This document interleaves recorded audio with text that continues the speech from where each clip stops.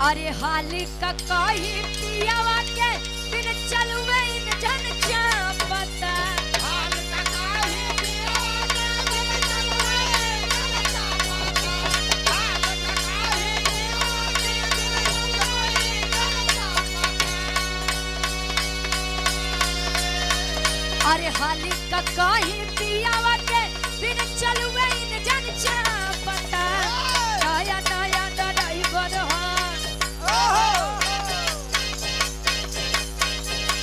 नया नया ड्राइवर हरण में धई धई का पता नया नया ड्राइवर हरण में धई धई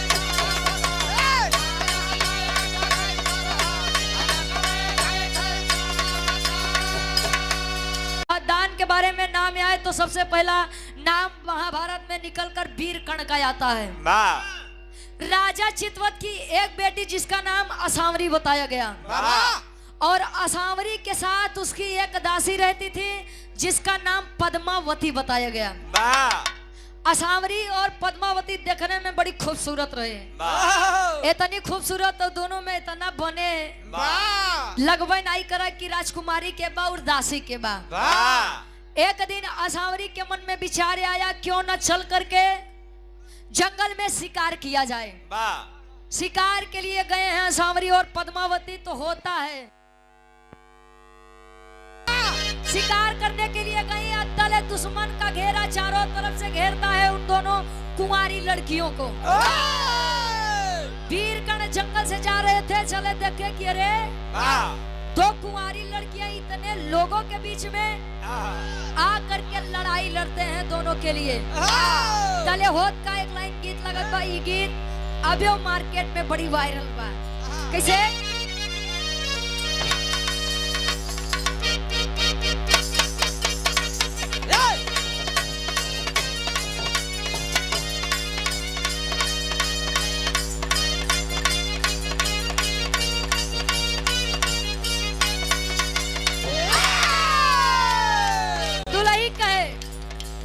अरे हाली का कोई पियावा के बिन चलवे इन जन चापता हाल का कोई पियावा के बिन चलवे इन जन चापता हाल का कोई पियावा के बिन चलवे इन जन चापता अरे हाली का कोई पियावा के बिन चलवे इन जन चापता नया नया ड्राइवर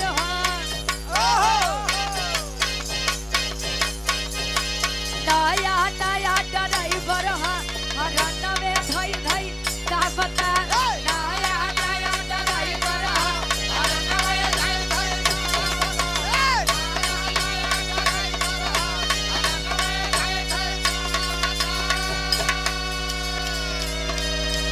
इतना गीत रहे। एक बात जान लीजिए, जो सामने से वार करता है वो वीर पुरुष कहलाता है, मर्द कहलाता है। अजय पीछे से वार करत है ओके गिनती मर्द में नहीं हो। युद्ध हुआ, दोनों कुमारी को छुड़ा रहे हैं वीर कर्ण। तब तक पीछे से वार हुआ, सिर पर चोट आई और बेहोश होकर मूर्छित होकर गिरे हैं। उस जंगल में दोनों कुमारी के जंघों पर लेटे हैं। होश आया, लेकर आए राजा चितवत के दरबार में। असावरी से पूछे कि बेटा आखिर या वीर पुरुष आपके साथ कौन है। पहले वीर कर्ण बता दे, क्या बतावे।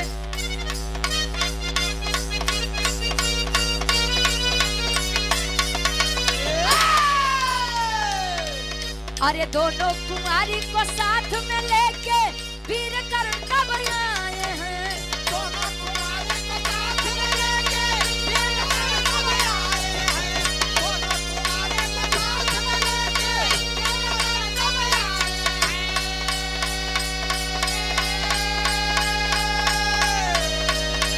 दोनों कुमारी को साथ में लेके वीर कर्ण तब आए हैं।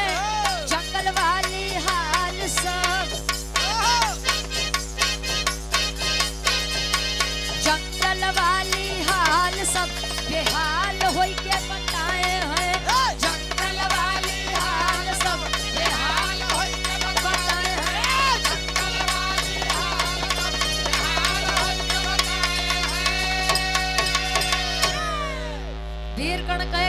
दोनों कुंवारियों को भेजे हैं ऐसे। गोलू भैया हुआ और छुड़ा कर लेकर मैं आया हूँ। तले राजा चितवत कहे अरे वाह वाह आपका नाम क्या है? हमारा नाम कर्ण है। अच्छा वह कर्ण? मन में विचार करते हैं वह कर्ण जे करे ना माई के पता ना बहू के पता ना खानदान के पता वही कर्ण आए बा। ये 100 रुपए नीरज यादव हमारे बड़े भाई गोतामा की पांव सरजमी से आशीर्वाद के चाह रही। राजा चितवत कहे वीर कर्ण को क्या चाहते हैं आप? मेरी बेटियों को सुरक्षित लेकर आए हैं तो बताइए क्या चाहिए? रुपया पैसा धन दौलत? कहा दे आधा साम्राज्य आपके नाम कह दे। वीर कर्ण कहे कि आधा साम्राज्य लेके हम का करम महाराज? कहे तब कहे पहले ऐसे ना पहले वचन था कि जौन मांगब तो देबा। हाँ देंगे। जौन मांगब तो देबा कहे हाँ देव मंगबा था। तले असावरी के देखत है आय हाय अगर मुझे कुछ देना चाहते हैं तो असावरी का हाथ मेरे हाथ में दे दीजिए। पहली नजर का पहला प्यार हो गया मुझे आपकी बेटी असावरी से। राजा चितवत खड़े हुए कहे कि लड़के तुम्हारी इतनी हिम्मत एक सूद पुरुष होकर के मुझसे मेरी बेटी का हाथ मांगते हो? न तोरे माई के पता न तोरे बाबू के पता। चला हाथ लो ही लावे बदे। बीच सभा में अपमानित करके भगा दिया गया। 100 रुपए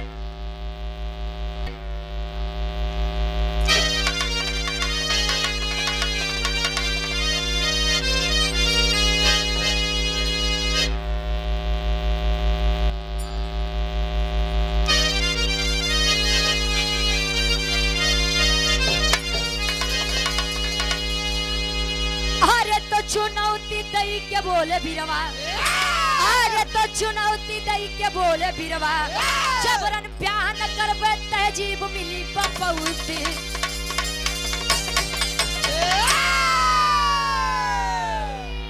कुछ दिन बीत गया। तले राजा चितवत अपनी बेटी असावरी के लिए योग्य वर खोजने के लिए स्वयंवर रचते हैं। स्वयंवर में उन्होंने धन गुरु जी जैसा ही से चल नहीं पावते हैं। लाठी बेचारे वीर पुरुष बहन आजमावत है कि अगर लहान बैठ जाए तो 18 साल के कुंवारी लड़की असावरी हमारे नावे हो जाए। दान नहीं बनता। ये मानसिकता थी उन लोगों की।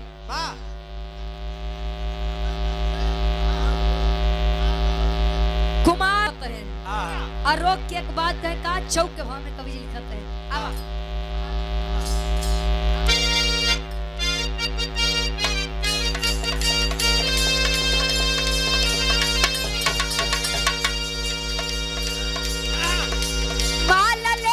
चली असावरी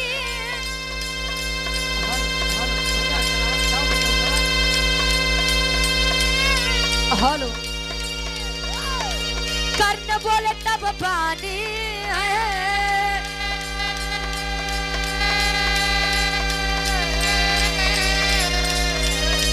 मर्जी से यदि माला डालो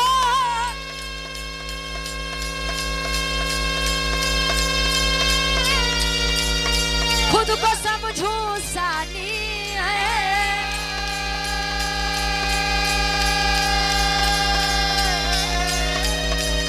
शादी पितु की हार सी होगी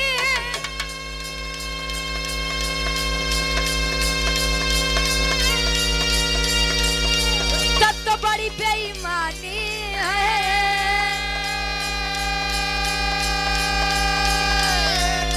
हमको तुमसे प्यार नहीं है, हमको तुमसे प्यार नहीं है, तुमको ना हमने जानी है। वीर कर्ण खड़ा है राजसभा में। सोचिए दानी के साथ वीर के साथ एक और चीज उनके अंदर मौजूद थी। क्योंकि प्रेम करना अलग बात है और जबरदस्ती अपनाना वो अलग बात है। गोलू भैया मेरे लोढ़वा की पांव सजमी से महाकाल साउंड सर्विस। कैसे लोग बढ़ा थे तो तू घटत है हमारा। ठीक बा आशीर्वाद के चाह रही। ए भैया कर्ण असावरी से कहे कि आए लड़की खबरदार वहीं पर रुक जाओ। आसावरी खड़ी है और देखत बा कि अब कौन नाटक करी है। कहे कि मैं तुझसे इस बीच समाज में कुछ पूछना चाहता हूँ, मुझे जवाब दो। क्या यह शादी तू मुझसे प्रेम करती है इसलिए कर रही है, या तू यह शादी अपने पिता की हार की वजह से कर रही है? तले आसावरी कहे कि तोरे जैसा पुरुष से शादी क्या करी महाराज, क्या करी? सूद पुरुष है, न खानदान पता, न माई के पता, न बाबू के पता, तो हम काहे तो से शादी करब? वो तो हमारे बाबू स्वयंवर रचे रहे ना, स्वयंवर में यह शर्त थी और शर्त आप जीते हैं, इसीलिए मैं आपसे शादी करना चाहती हूँ। वीरकर्ण का खबरदार, मैंने अपना पौरुष दिखाया इसलिए क्योंकि आपके पिता को यह घमंड था कि मुझसे बड़े वीर को खोजेंगे आपके लिए। हालांकि मैं यह शर्त जीता हूँ तो मैं जबरदस्ती आपको अपनी पत्नी नहीं बनाऊंगा। जबरदस्ती मैं केवल आपका तन पा सकूंगा, मन नहीं पाऊंगा। आजाद हो आप अपनी इच्छा से किसी से भी शादी कर लो। दले आसावरी के साथ एक लड़की एक दासी रहती थी जिसका नाम पद्मावती था। पद्मावती मन ही मन वीरकर्ण को बड़ा प्यार करे। तले वीरकर्ण बुलाई के पद्मावती से पूछे कि क्या तुम मुझसे शादी करना चाहती हो? पद्मावती तो मन के बात हो गया। तले कहा बका बिरहा क्या कहेगी लगत बा कि 50 रुपया। अजय लाइन मैन देवरिया से आशीर्वाद कचारी कहे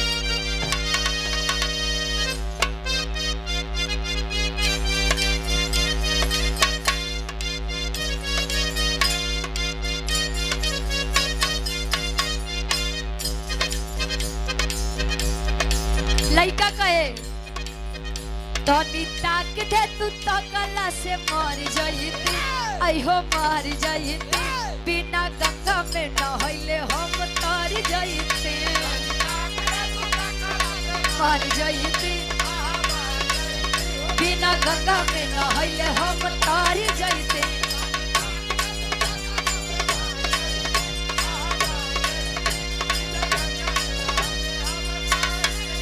एक गीत और चला रहे मार्केट में गुरुजी, तनिका गौर से देखा बदल गई स्टाइल रे दैया, हाई स्टाइल रे दैया, बेलना पकड़े वाले हाथन का मोबाइल रे दैया, स्टाइल रे दैया, बेलना पकड़े वाले हाथन का मोबाइल रे दैया।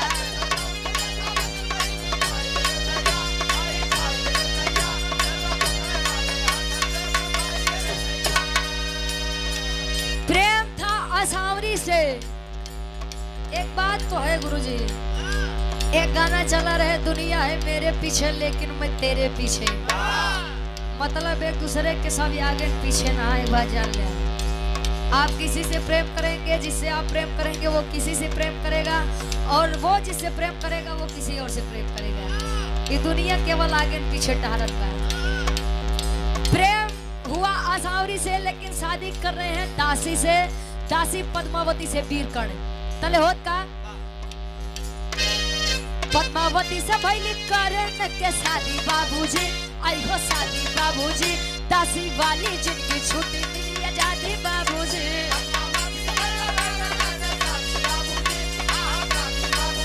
दासी वाली जिनकी छुट्टी मिली आजादी बाबूजी।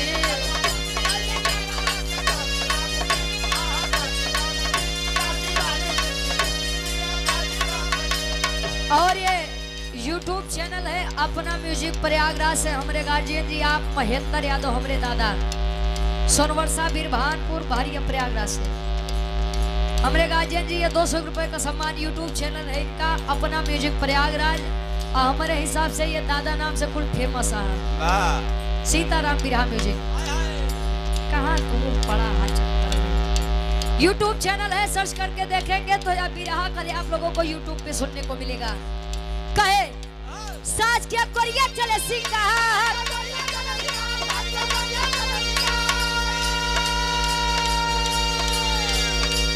पत्नी पत्नी के अधिकार,